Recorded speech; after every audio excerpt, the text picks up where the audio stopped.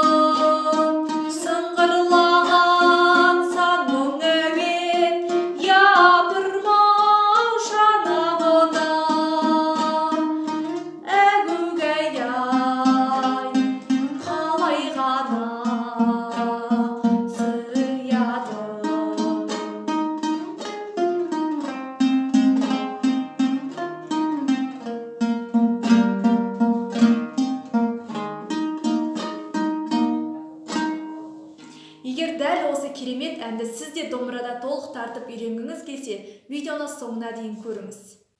Жалпы менің каналыма кіріп көрсеңіз, домбыраны 0-ден бастап ең жоғарғы деңгейге дейін тартып үйреткен видео сабақтар бар.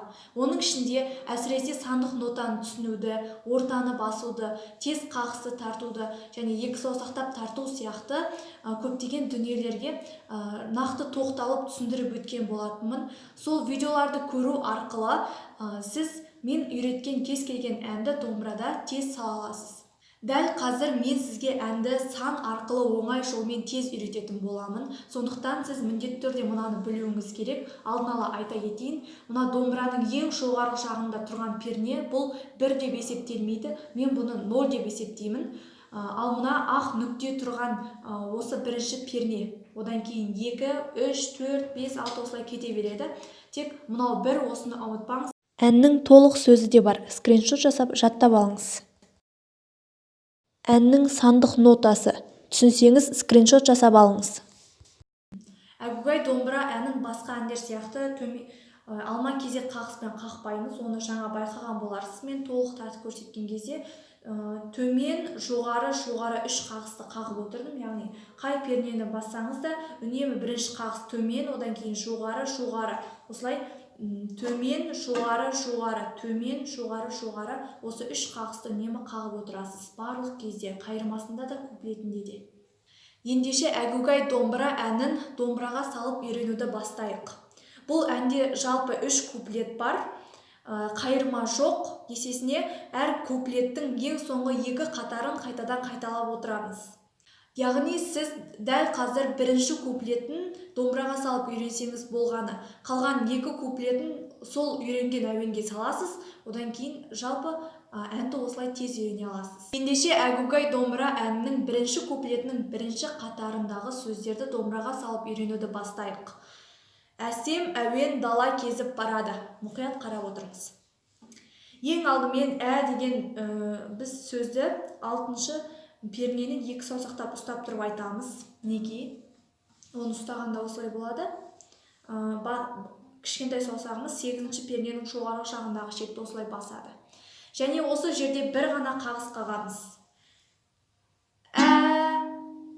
Сем деген буынды 3-ші пернені ұстап айтамыз. Оны да 2 саусақтап ұстаймыз. Сонда былай болады. 3-ті бастым және 2-ші саусақпен 4-ті жоғарғы жағындағы шекті осылай басамыз. Және осы жерде бір қағыс қағамыз. Сем. Деген буынды біз енді 4-ші пернені ұстап айтамыз. Оны 2 саусақтап ұстаймыз. Мінекей кішкентай саусақпен 6-ші перненің жоғарғы жағындағы шекті осылай ұстаймыз. Және осы жерде тұрып бір ғана қағыс қағамыз. 3-ші қағыс болғандықтан бұл бізде жоғары қарай болады. Уен деген сөзді енді біз 6-шы пернеге қайтадан түсіп айтамыз. Оны жаңағыда 2 саусақтап ұстаймыз. Және осы жерде 3 қағыс қағамыз. Жаңағы төмен, жоғары 3 қағысымызды қағамыз. Уен. Да деген буынды дәл осы жерде тұрып қағамыз. Жаңағы 3 қағыстан бөлек тағы да бір қағыс қағамыз. Да. Ла деген буынды енді 3-ке барып айтамыз қайтадан. Міне жаңағыдай ұстадым 2 саусақтап. Және осы жерде бір қағыс қағамыз. Ла. Ке деген буынды 4-ші пернен 2 саусақтап ұстап айтамыз. Мінекей жаңағыдай. Және осы жерде бір қағыс қағамыз. 3-ші қағыс болғандықтан бұл жоғары қарай. Ке. Зіп деген буынды қайтадан 6-ға түсіп айтамыз. Жаңағыдай ұстадым. Мінекей 2 саусақтап 6-шы пернені. Және осы жерде тұрып 3 қағыс қағамыз. Жаңағы төмен, жоғары 3 қағысымыз қағамыз. Зіп. Бара деген буындарды енді 8-ші пернені ұстап айтамыз. Оны 2 саусақтап ұстаған кезде осылай болады. 9-ның жоғары жағындағы шегін біз осылай 2-ші саусақпен басамыз. Және осы жерде 3 қағыс қағамыз. Төмен, жоғары. Бара. Д деген буынды енді 6-ші пернені ұстап айтамыз. Жаңағыда 2 саусақтап ұстадық. Және осы жерде 3 қағыс қағамыз. Төмен, жоғары. Д. Кезінде бірінші қатардың сөздері осымен аяқталды, бірақ үнемі қосымша айтылатын сөздер бар. Ол әгугай, әй деген сөздер. Жаңа толық тартқан кезде тыңдағансыз. Енді осы сөздерді домбыраға қалай саламыз? Мұқият қарап отырыңыз. Ең алдымен деген буынды біз 11-ші пернені ұстап айтамыз. Мен бұл астына түсетін жерлерді мен бір саусақтап тартқан дұрыс деп ойлаймын. Оңай болады сол кезде. Мұқият қарап отырыңыз. Мінекей 11-ді кіші саусақпен ұстадық. Бас бармақ 9-ші перненің жоғарғы жағындағы шекті осылай басып тұрады. Және осы жерде бір қағыс қағамыз. Гү деген буынды енді 8-ші пернені бірінші саусақпен ұстап айтамыз. Бір қағыс қағамыз. Гү. Гай. Деген буындарды 6-ші пернені бірінші саусақпен ұстап айтамыз. 2 қағыс қағамыз. Гай. Гү деген буынды 3-ші пернені бірінші саусақпен ұстап айтамыз. Бір қағыс қағамыз. Гү. Гай. Деген буындарды енді бірінші пернені басып айтамыз. Мінекей бірінші саусақпен ұстадық. Және осы жерде 2 қағыс қағамыз. Гай. гу деген сөзді үшінші пернені кішкентай саусақпен ұстап айттық. Мінекей бас бармақ бірінші перненің жоғарғы жағындағы ішекті осылай басып тұрады. Және осы жерде бір ғана қағыс қағамыз. Гу, гай деген буынды бірінші пернені бірінші саусақпен ұстап айтамыз. Мінекей бір қағыс қағамыз. Гай. Ай деген ең соңғы сөзді айтатын кезде ашық ортаға барамыз және төмен жоғары осы үш қағысымызды қағамыз.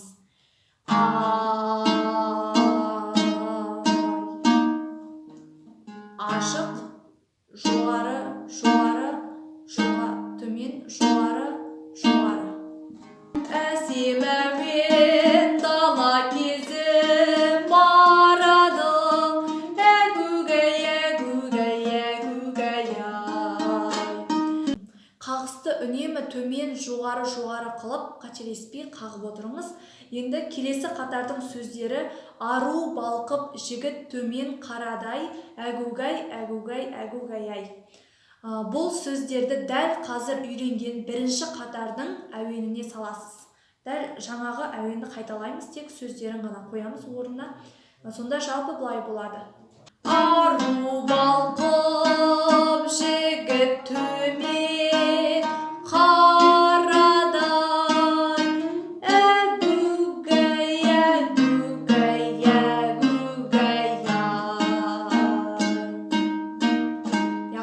бірінші қатар мен екінші қатардың домбырадағы әуендері бірдей. Енді келесі кезекте үшінші қатардың сөздерін домбыраға салып үйренуді бастайық. Ол сөздер селт етерлік сезім кеттау сел болып. Мұқият қарап отырыңыз, осы сөздерді домбыраға саламыз. Ең алдымен селт етерлік се деген сөздердің барлығын біз 8-ші пернен 2 саусақтап ұстап тұрып айтамыз. Мінекей 2 саусақтап ұстағанда осылай, 2-ші саусақпен 9-ші перненің жоғары жағындағы ішекті осылай басамыз. Және осы жерде біз 7 қағыс қағамыз. Оны төмен, жоғары, төмен, жоғары және төмен осы 7 қағыс қағамыз. Селт етерлік се. Осылай 7 қағыс, одан кейін зім деген буынды 4-ші пернені 2 саусақтап ұстап тұрып айтамыз. Мінекей жаңағыдай ұстадық. Және осы жерде 1 қағыс қағамыз. Ол 2-ші қағыс болғандықтан жоғары қарай. Зім. Кет деген буынды 6-ші пернені ұстап тұрып айтамыз. Мінекей. Оны 2 саусақтап ұстағанда осылай болады. Және осы жерде 1 қағыс қағамыз. Ол бізде 3-ші қағыс болғандықтан ол да жоғары. Кет. Тау деген буынды енді 8-ші пернен 2 саусақтап ұстап тұрып айтамыз. Жаңағыдай. Мінекей. Және осы жерде 3 қағыс қағамыз. Төмен, жоғары. Тау.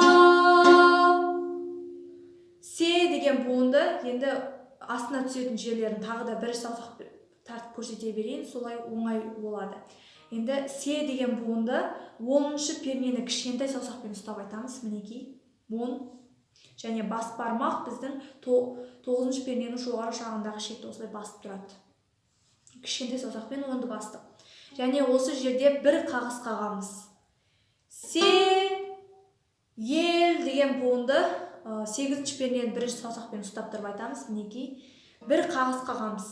Ел, бо деген буынды қайтадан 10-ға барып айтамыз, бірақ оны осы жолы 1-ші саусақпен ұстаймыз. Мінекей, 10-ші пернен 1-ші саусақпен ұстадық, бас бармақ жоғары жағында тұр. Және осы жерде 1 қағыс қағамыз. Бо, ал л деген буынды біз 11-ші пернені 2-ші саусағымызбен ұстап тұрып айтамыз. Мінекей, бас бармақ жоғары жағында тұрады. Және осы жерде 2 қағыс қағамыз, төмен, жоғары. Оп деген буынды енді 13-ші пернені ұстап айтамыз. Мінекей, оны кішкентай саусақпен ұстадым. Ал бас бармақ 11-ші перненің жоғары жағындағы ішекті осылай басып тұрады. Және осы жерде 1 ғана қағыс қағамыз, 3-ші қағыс болғандықтан жоғары қарай болады. Оп! Жалпы 3-ші қатар домбырада былай шығу керек, мұқият қарап отырыңыз. Әсіресе қағысқа үнемі төмен, жоғары 3 қағыс қағып отырамыз. Соған мән беріңіз. Селт етерлік сезім кеттау сел болып. Осылай. Ендігі кезекте әннің куплетінің ең соңғы қатарының сөздерін домбыраға салайық. Ол сөздер: домбырамның әгугай-ай, күй шерткенде шанағы. Мұқият қарап отырыңыз. Ең алдымен дом деген буынды 11-ші пернені 2-ші саусағымызбен ұстап тұрып айтамыз. Мінекей, бас бармақ жоғарғы жағында тұр, және осы жерде бір қағыс қағамыз. Дом, б деген буынды 8-ші пернені 1-ші саусақпен ұстап тұрып айтамыз, және осы жерде бір қағыс қағамыз. Б, рам деген буынды 1-ші саусақпен ұстап 6-ға барамыз. 6-шы пернені 1-ші саусақпен ұстап бір қағыс қағамыз. Рам, ның деген буынды айтатын кезде дәл осы жылжымай осы жерден 6-шы пернені ұстап тұрып, жаңағы бір қағыстан бөлек тағы да төмен, жоғары 3 қағысты 2 рет қағамыз. Сонда жалпы 6 қағыс ойнаймыз.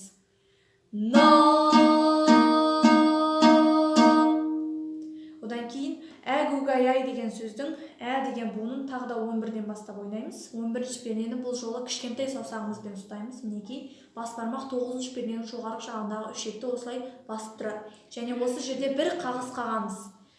Ә, гу деген буынды 8-ші пернені 1-ші саусақпен ұстап айтамыз. Бір қағыс қағамыз.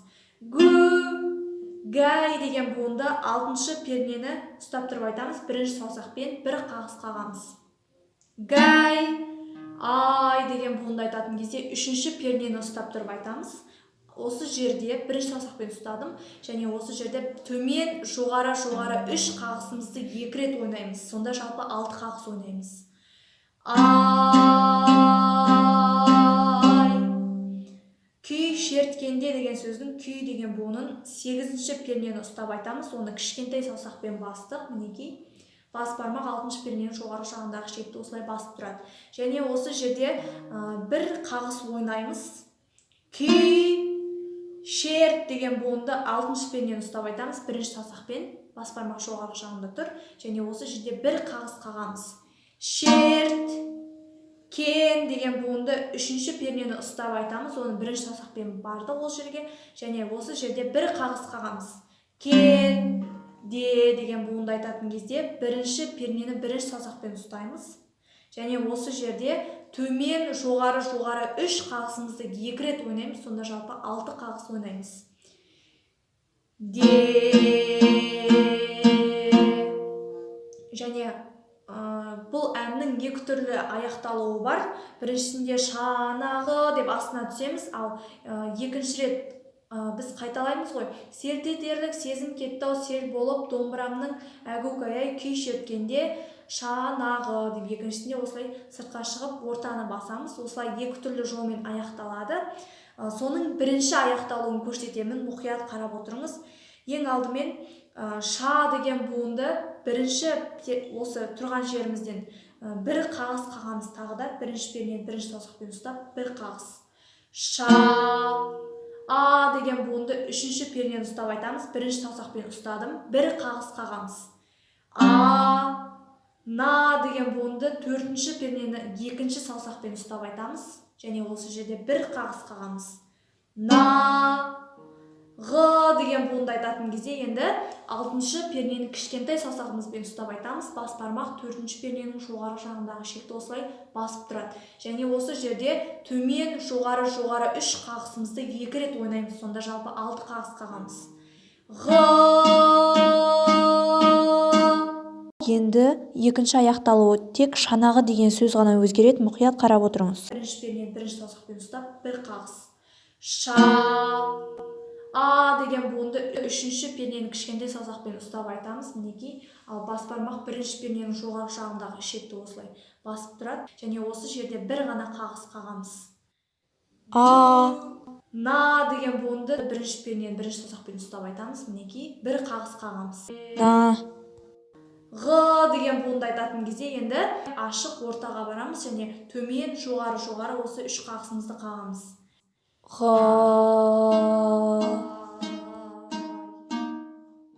Жалпы әннің бірінші аяқталуы былай шығу керек, мұқият қарап отырыңыз.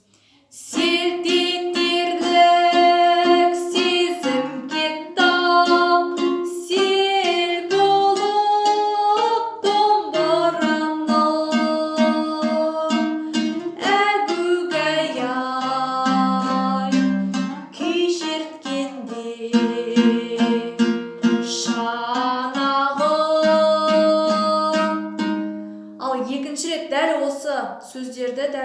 қатарды қайталаған кезде басқаша аяқталады. Соған да қарап отырыңыз. Жаңағы үйреткен екінші аяқталуды ойнаймыз.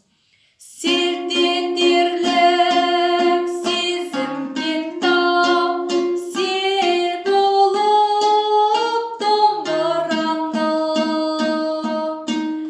әгугай-ай күй шерткенде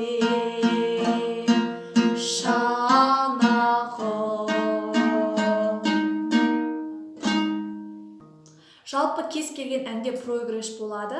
Проигрыш деген бұл кез келген бір әнді тыңдап көрсеңіз, басында жай ғана бір рет музыка ойналады, одан кейін екі куплет бір қайырмалармен бірге айтылып болғаннан кейін тағы да ортасында жай ғана сөзсіз музыка ойналады. Сол бізде проигрыш деп аталады.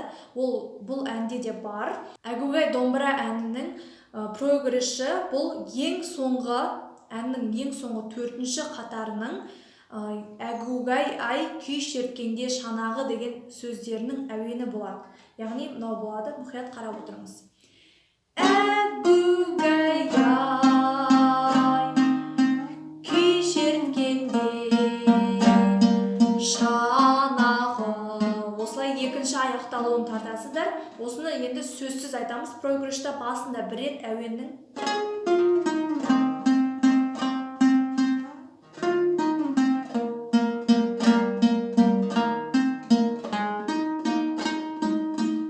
бірінші куплет, одан кейін оның ең соңғы екі қатарын қайталайсыз, одан кейін екінші куплет, тағы да ең соңғы екі қатарын қайталайсыз, одан кейін дәл осы проигрыш тағы да бір рет ойнайсыз, одан кейін үшінші куплет, оның да ең соңғы екі қатарын қайталап, ең соңында тағы да бір рет осы проигрышты ойнап аяқтасаңыз, негізінде әдемі болады. Жаңа мен видеоның басында толық тартып көрсеткен кездегі осы құрылысты сақтай отырып тартқанмын, соған дұрыстап мән беріп қараңыз.